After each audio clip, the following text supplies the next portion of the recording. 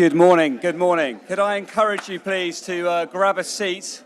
I'm keen that we make a prompt start if we may, so if you're just arriving, please do come in and grab a seat. You are really welcome. Welcome this morning to New Homes and New Ways. We are thrilled to be here, and I think we're going to have a great couple of days. And I just want to say it's good to be amongst friends, it's good to be amongst people that are working together to really see how we can collaborate to unlock innovation and solutions for our country.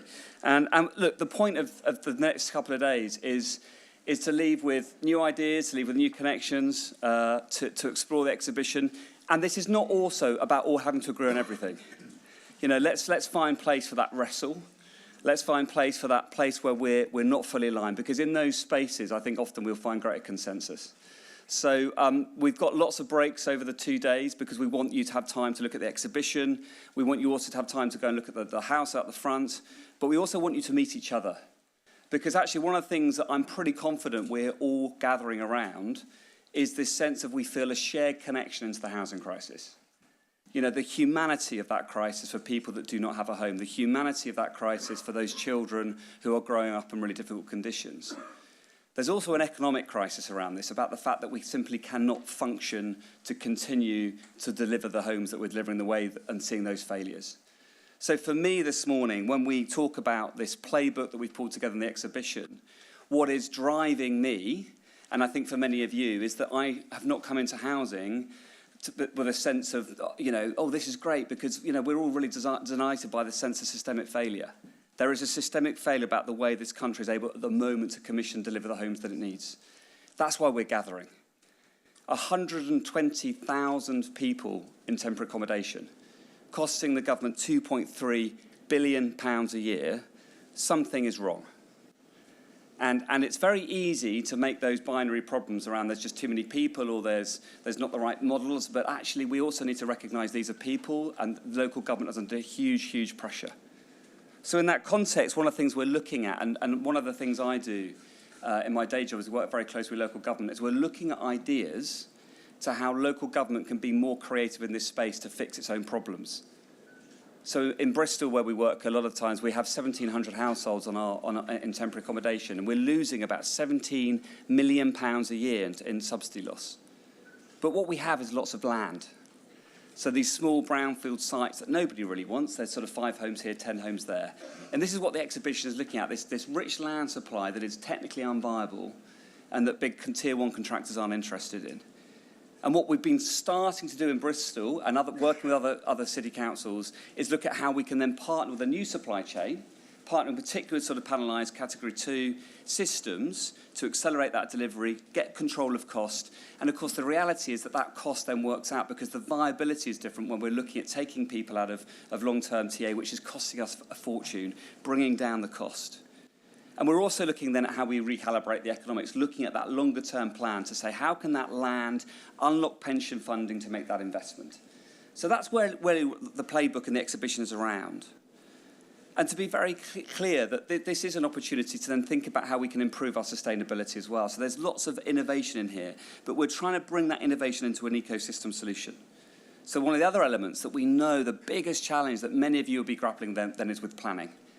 You know, the interface between planning as it operates as is and the reality of trying to innovate and use different build systems. So one of the things we're even exploring is this idea of a local development order, aggregating those small sites, bringing them together in one space, using a local development order to create permitted development around standardised pattern book approaches. But this needs our collective wisdom and our collective compassion to bring this together. And the good news, if there is good news in this, is that I think there is a real moment politically that we're gathering in. There is a new government that seems absolutely committed to housing. We are working quite closely with CLG at the moment and looking at putting this together as a part of a bid into a spending review. So this is our moment where housing is right at the top of the agenda. And we're going to get into the next 2 days. Each of the panels, each of the conversations is looking at an element of this playbook, element of this programme, looking at whether health, how do we really understand health and its key drive to support housing, looking at the MMC and the challenges and the opportunities, looking at brownfield land supply, looking at planning. So if you stitch together the 2 days, what I want you to appreciate is where does it sit in that wider ecosystem? And what we hope for you over the next 2 days, as I say, is that you'll be hopefully a little bit challenged, hopefully a little bit inspired, And I hope you'll have met people that you really connect with. Because ultimately, the way that we're going to drive change is together. By understanding the challenges that we face, by understanding how we can shape those solutions and create credible platforms. But this, for me, is about that opportunity to work collaboratively.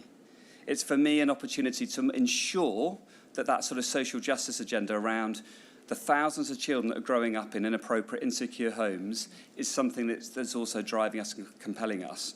Because there is actually an opportunity in this to give a much better outcome to the most vulnerable in our cities and save money. This is a real win-win opportunity. And I think that's the kind of systems innovation that we need to be working on together. So you're really welcome. As I say, we don't have to agree on everything, but in that wrestle, let's explore where we disagree and how we can collaborate together. So please, take these 2 days. Some of you will only be here for today. Please explore the exhibition, as I've mentioned. Please do look at the house that Waits and Roll Along have put out the front as well, because that's another example of the both and. How can we use those sites, those meanwhile sites, to drop houses on and then ensure they can move off when we need them for other regeneration. So a great opportunity of the immediacy of what we can do and then the longer term plan. Laura will later be speaking about the logistics of the day and where you need to go. So you can just sit back and relax and enjoy the next 10 minutes as I introduce our first speaker this morning. And we're really delighted to have Lord Moylan join us this morning. So for those that don't know, so Lord Moylan is a Conservative peer, an opposition frontbench spokesman on transport, involved in London and national politics since the early 1990s. We've got a man here of great experience. And actually, many of you will know that Lord Moylan chaired the House of Lords inquiry into the future of modern methods of construction for housing in January 24. And one of the things he'll speak about this morning is about that experience and how hard it's been. He did that as an interested person. So how can it be that as a country we can't really get all this investment, all this noise, volumetric housing particularly as a solution? Why has it not worked? And in their closing letter, we believe that modern methods of construction can have an important place in UK house building, especially in the context of an ageing, skilled workforce and the inefficiency of traditional house building methods. So there is still, despite all the failures that we've seen, the politics of those failures that we've seen, there is still a really important point about that wider ecosystem of diversifying our housing supply. And Lord Moylan is also going to, so he gives a quick run through of the main topics the committee has looked into under his chairmanship, which ended just last week. And he will also look at MMC, but also the inquiry on the Grey Belt, which published last week, and a major report on environmental regulation and its effect on house building. So please join me and welcome Lord Moylan. Lord Moylan.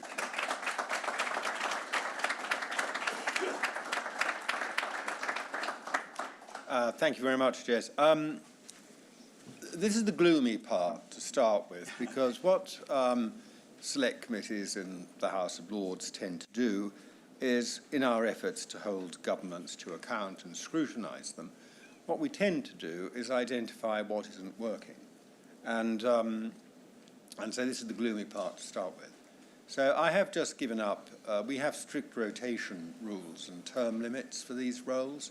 So I have, at the end of January, just given up being chairman of the Built Environment Select Committee, which had planning and transport and housing and infrastructure and things like that in its remit. And I know I'm only going to speak for 10 minutes, and then there'll be an opportunity for questions. But in addition to a report on MMC, which we did a year or so ago, we've just completed one that was published last week, which I chaired, on the Grey Belt. What does it mean? And what does the NPPF mean for the Green Belt, really, now is the question, and so on. So we did one on that. But we did a major inquiry I'm particularly proud of on the conflict between unnecessary conflict between environmental regulations and home building. I say unnecessary because fundamentally we're still quite a rich country, and if we want to build homes and improve the environment over time, it is in principle perfectly possible to do both of those things.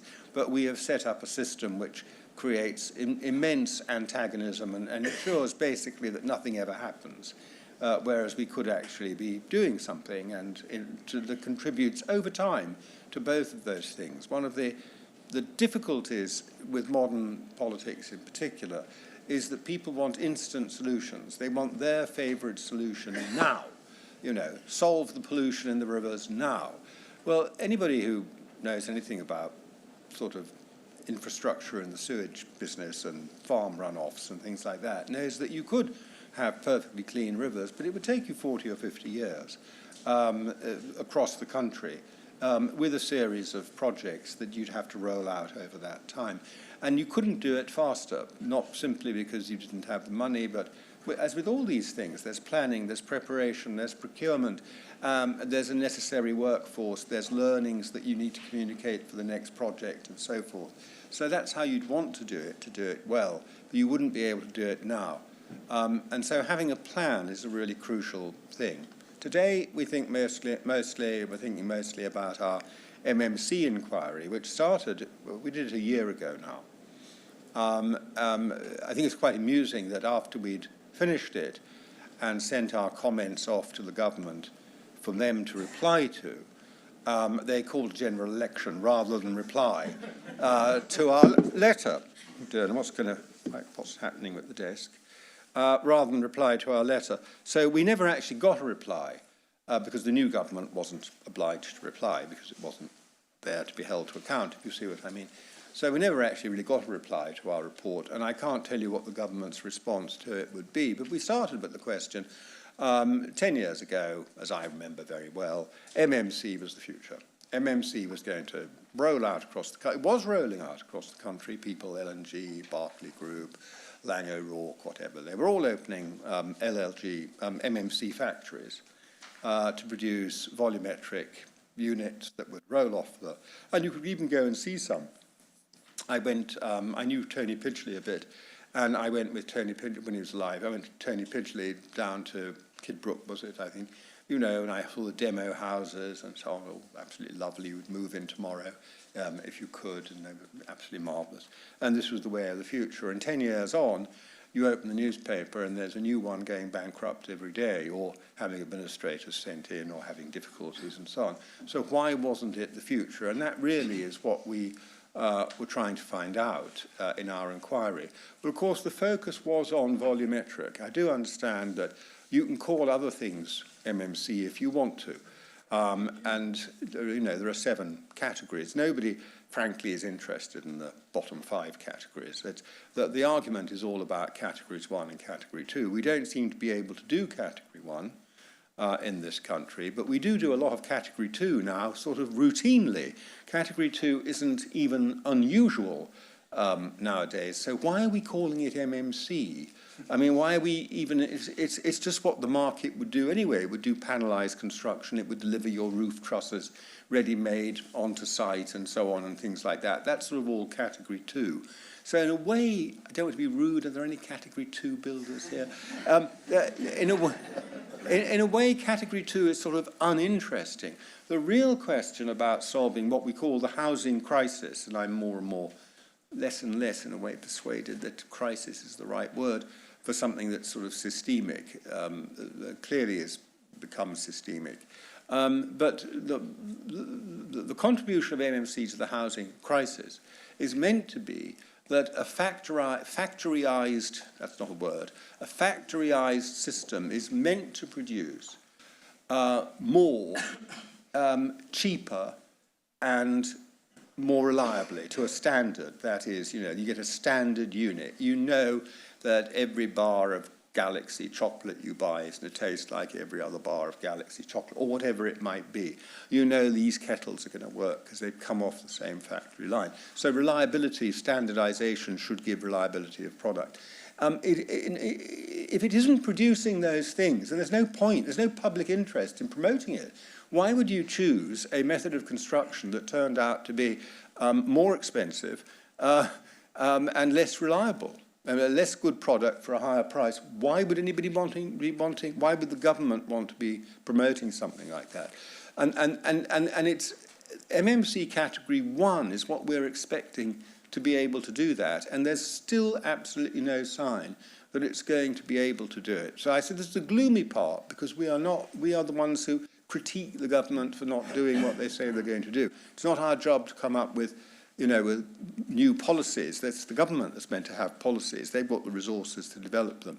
We're more like critiquing them from outside. And that's really what we were saying in our report, something like that. There's all sorts of other things. You know, the government had £10 million for a committee it was going to set up to coordinate MMC, which had never met. I don't know what happened to the £10 million, but the committee never actually met during, you know, the year that they'd been set up. We had the hilarious exposure to Holmes England, who said they had a strategy. They had a strategy which was summarised in the 5 S's. Now, I don't remember what the 5 S's were. But they were 5 words that began with S. That's what I can tell you. And that was great. And I said, that's not a policy, really. That's not a strategy. That's a strap line. Can we see the strategy document? You know, usually there'd be something written that we could see that would tell us what your strategy was at Holmes England underneath the 5 S's strap line. And they said it was a bit difficult because it was distributed through many documents.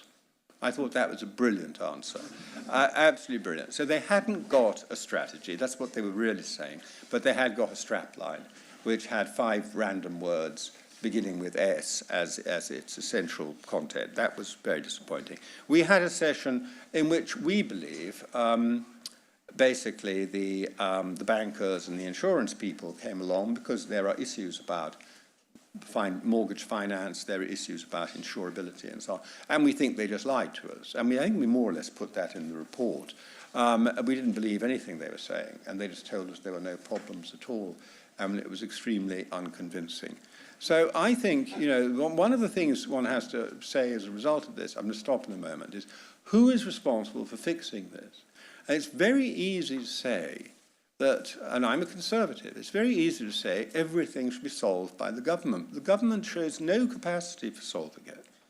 And we ask the government to do stuff, far too many things, most of which they're not equipped to do.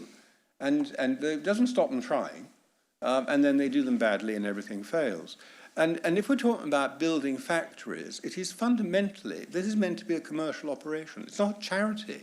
When you set up a factory to produce volume, you know, category 1 volumetric housing. It's not a charitable activity. It's meant to be a commercial activity which makes money. It doesn't make money on day one because obviously you have to invest as you do in any other factory. You have to invest in land and equipment and buildings before you can start producing anything. But over time, you expect to make money back. And it should be, I think, for the private sector to find some sort of solution to this. But my suspicion is that there were too many people going into MMC production who were doing it for show, that it was never really a serious commercial operation, for some of them at least. For others it was, but for some it wasn't. It was for show. And I think that has muddied the whole picture of MMC. So it was a wonderful place, when I say for show, it was a wonderful place to have ministers down to be able to, or people from Holmes England, to have photographs taken, more than it was, you know, a really important part of the profit-making side of your business. And 1 or 2 knighthoods were secured as well along the way. So I'm going to stop there, and I'm very happy to answer questions, but not just on MMC. If you wanted to ask about the other stuff, I think the environmental regulation is really interesting. And I'm happy to give you a couple of comments on what we concluded about the grey belt, which, of course, is very au courant and in the news. Okay? Great. Well, let's give a little round of applause. Thank you.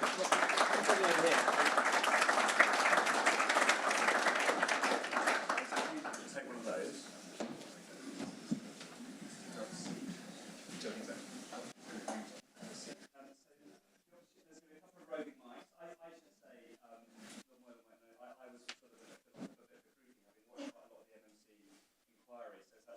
Privilege to me. I mean, I have to say, there's something incredibly skillful about really robust challenge delivered in a very kind, controlled manner. And I was hugely impressed by the degree of, I suppose, inquiry and challenge, but was always, I think, as you put earlier, delivered with a sort of House of Lords politeness. And but I think there's something to be really commended in that ability to really sort of expose and pull out really what's going on beneath the skin of some of these details. So we've got a couple of roving mics. We'd love to take any questions for Lord Moylan. Please put your hand up and we'll get a mic to you.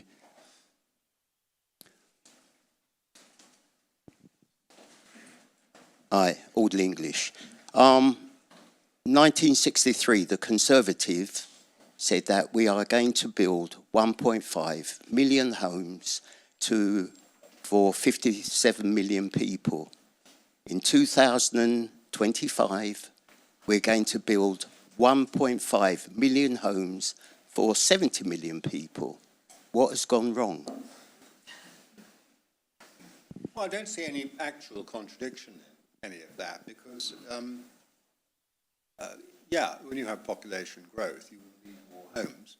But what you needed in 1963 and what was essentially still a post-war period might be a different number to what you needed later. I mean, in the 1980s, for example, we didn't have a housing crisis. And so any politician who turned up and said, I'm going to build 1.5 billion houses, people would say, why? What for? Who's going to live in them? So what you need at particular times changes with the case of the post-war period, how much of your house is destroyed that needs replacing, perhaps in the case today, about population growth, which is largely immigration driven. And so circumstances change and demand for housing changes. So I don't think there's anything odd that the numbers are different at different times.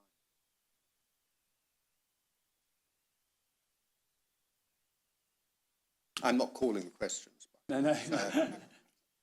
John Spencer, Envision. Just an observation, not a question. Category 1 works for what the government's in control of, MOD, prisons and hospitals, education.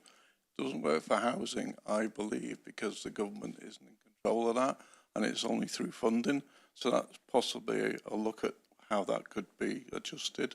The other observation is Category 2 and the others. You take your kettle, but you take your fridge and you take your washing machine, that makes a kitchen. So there's no reason why we can't, as another offer, is actually a full house using manufacture. So all the categories I feel are important. They're important, but sorry, what I meant was, of course they're important, but are they important as a matter of government policy focus, or will they just happen of their own accord? So you don't, there comes a point where they happen of their own accord and you don't need to bother about them because they're going to roll on anyway. That's what I meant. When I said it wasn't terribly interesting necessarily, I meant, is it just happening of its own accord and you don't need to bother about it? That's what I meant. Sorry. Mark Southgate, Offsite Alliance. I'm actually going to deflect and go to the environmental regulation one because you said it's unnecessary, but it's happening. So why do you think the conflict is happening, and what can we do to sort of de-conflict? I'm going to invent a word as well. De-conflict that, because I think it gets in the way of a lot of home building as well. Well, it does get in the way of home building, and at the time we wrote the report, there was 14% of England's land area was excluded from any sort of residential or student accommodation type development because of nutrient neutrality regulations, which had arrived from a European Union court judgment that after we'd left the European Union. So there are a number of things that need doing. The first is you need somebody who is actually in charge, and the trouble is there are too many departments. I mean, there are 2 departments of state rather than 1, and they're in conflict about this. They won't say they are, but of course they are. The second thing is we then set up a load of so-called independent agencies. Independent just means they're unaccountable, but they're nobody to account to. And one of them is Natural England. The Environment Agency, at least in regard to nutrient neutrality, works in the opposite direction. And we give them different powers and different areas of responsibility. So Homes England is Natural England is very unhappy about nutrient neutrality, which, because of this court judgment from in a foreign country, gives it powers, which everyone agrees, unfortunately still apparently is true, but they have no purchase on what happens on a farm. which is one of the main sources of the pollution. So they go for your domestic toilet, where they do have purchased through the planning system on new domestic lavatories. So the way in which they try to address the problem is to stop anybody building any new homes or student accommodation. But the Environment Agency, meanwhile, across the road, is licensing farmers to put sewage or slurry into the rivers, whereas which is far more pollution than anything that comes out of your domestic lavatory going into the rivers. And so there's thrashing about, and nobody is in charge. But if you said somebody should be in charge, then you defend the important Blairite principle we've developed over the last 30 years, that you've got to have a lot of independent agencies making decisions for you that must be unaccountable, and nobody can be in charge of them. It's a mad way to run anything. The second thing you need if you want to achieve anything, as I said in my opening remarks, and as I think anybody who's been involved in large-scale projects understands, if they're remotely sympathetic, is you actually need a plan. And you need to acknowledge the plan is going to take time, and you need to persuade people with political demands that it's worth their while to wait, and that if they buy into the plan, then they will, over time, get what they want, but others will get what they want as well. But if they demand everything for them now and nothing for anybody else, then you just get this tremendously destructive sort of stasis that is where we are at the moment. You know, we want the rivers cleaned up now. End of story. Oh, yeah.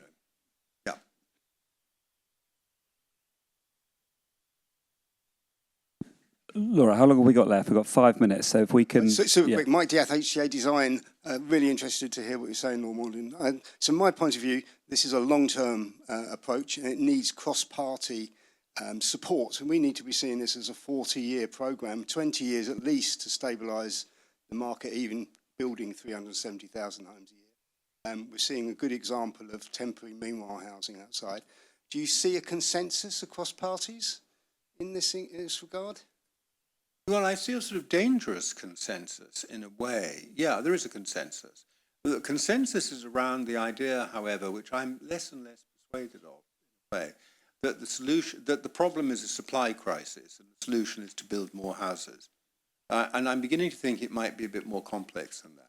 But yeah, but all the main parties, as far as I can tell, are agreed that the problem is caused by a supply crisis and the solution is to build far more houses. And it's the same, Conservatives and Labour have the same 5-year target for building houses. It's a complete consensus.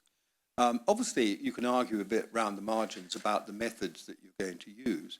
And one of the flashpoints is the sort of green belt, grey belt area politically.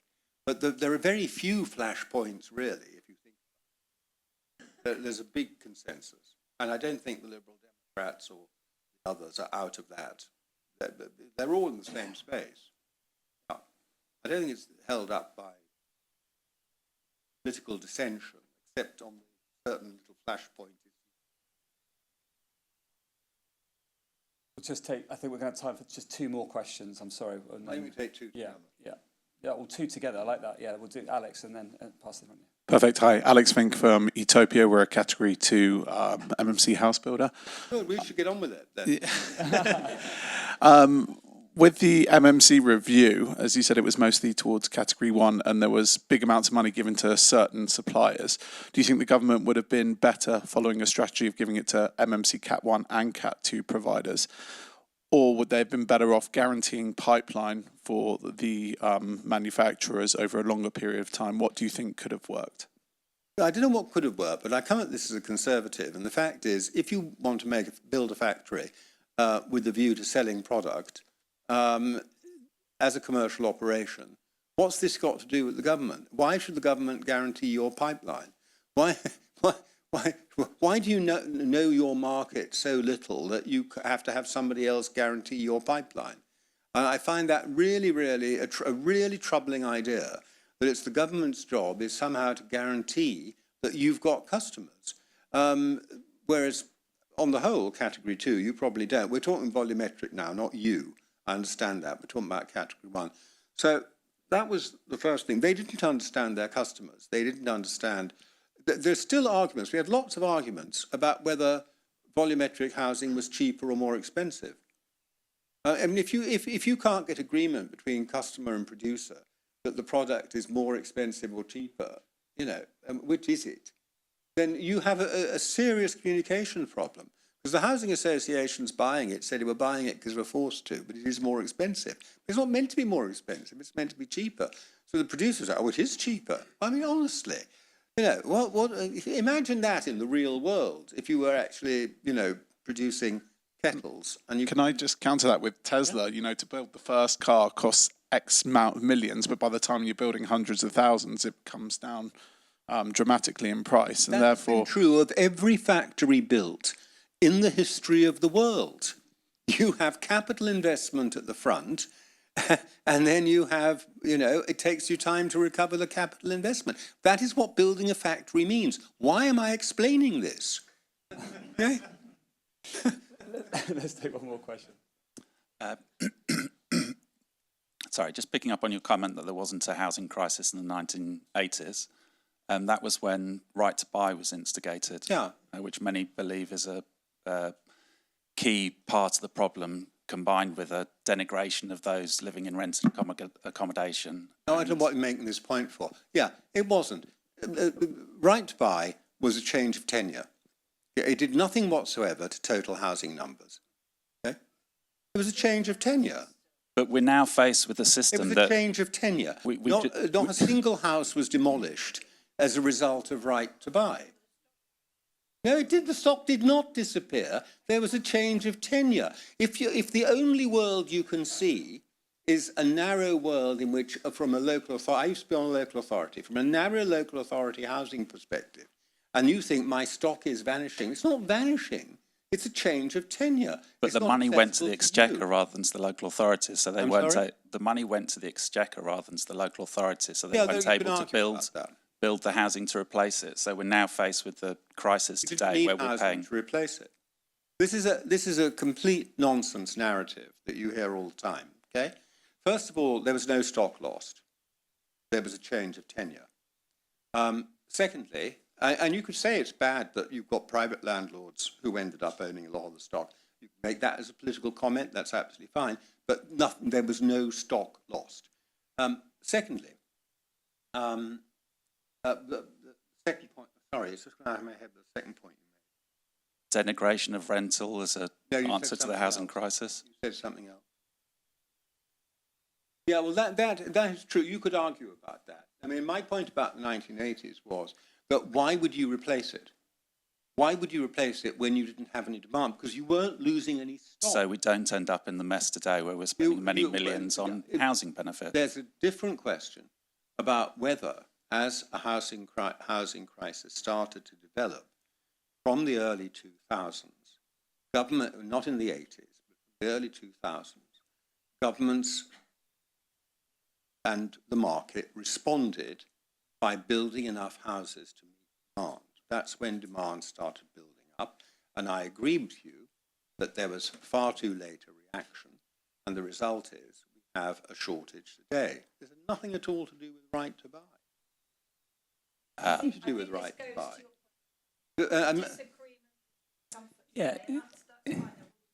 Yeah. So I'm conscious of time. Lord Moylan, perhaps I could reframe the question a little bit because I'd be genuinely fascinated to sort of explain. Because I think we need to get these.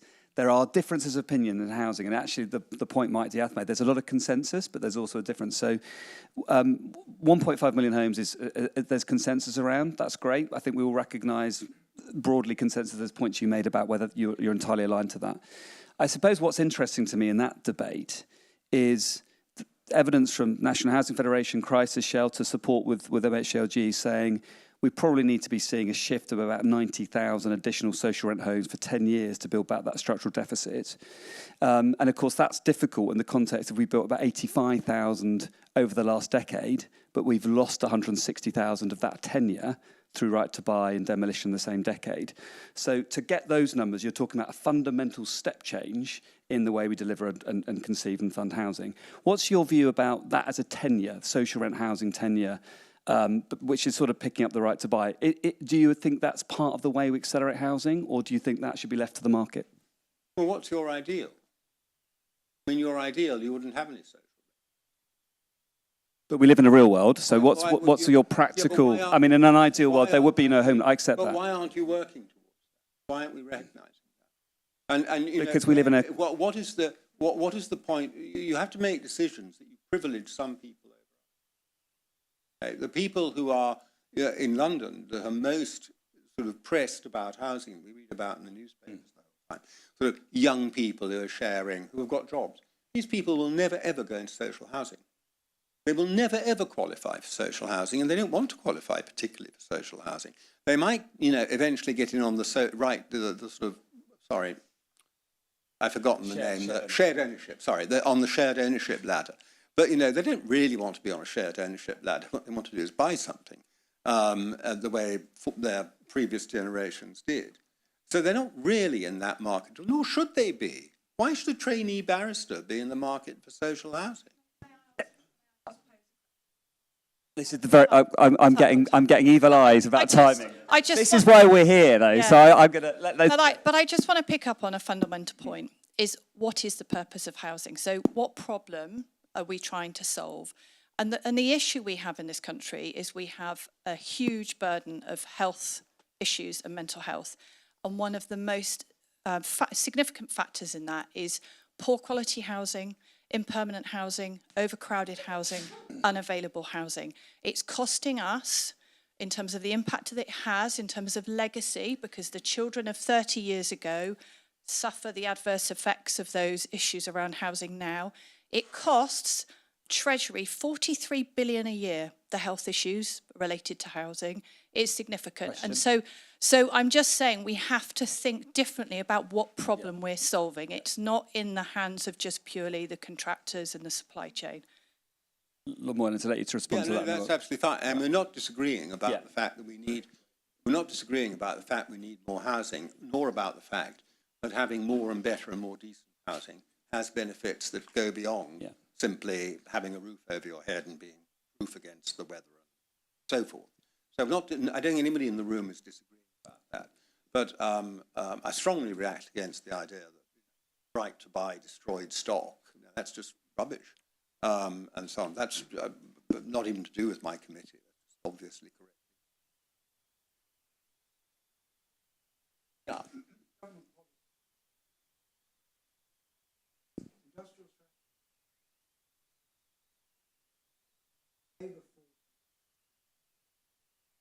And we will pick up on that through the rest of the day. So I think we're gonna wrap it there. No, but that is a key point. So would we? Thank you.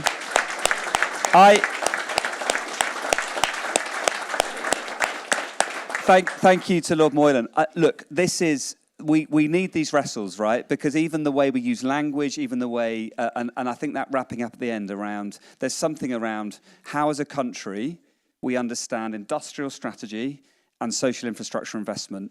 And housing is this weird thing. It's a marketplace, but of course it's broader than just a market symptom. It's a broader sort of, you know, reality for if we don't get housing as a product right, that people suffer.